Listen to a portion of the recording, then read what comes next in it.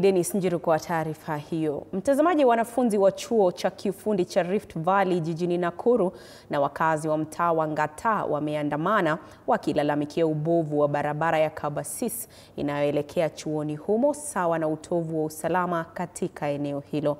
Maandamano hayo yalitatiza shughuli katika barabara kuu ya Nakuru Eldoret. Mike Chalo anaarifu zaidi. Kwa takriban saa 3 umekuwa ni mchezo wa paka na panya.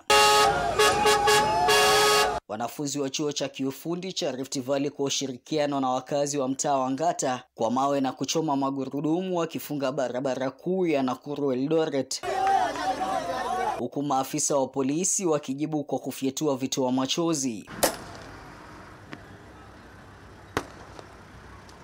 Shughuli za usafiri zikilemazwa kwa muda.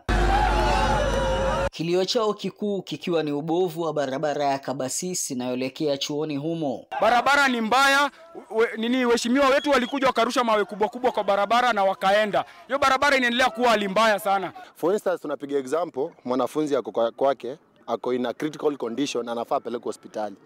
Hakuna gari inaweza toka hapa iende mchukue emergency, haezi hata kufia njiani.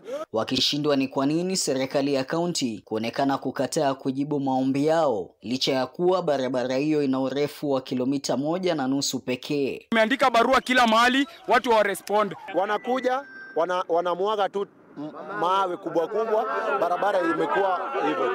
Hiyo barabara ukipanda bike hata uko comfortable, unarusha unachoka, hata kama unaenda kwa boyfriend unachoka. Aidha, hali ya usalama imekuwa duni kwenye barabara hiyo, wanafunzi na wakazi wakiporwa stakabadhi zao kila uchao kutokana na kiza kinachogubika eneo hilo kwa kukosa taa za mitaani. Wanafunzi ndio wanapita kwa hizo mabarabara na usiku unaweza pata watu wanaporwa masimu, wanaporwa mavitu just because of insecurities.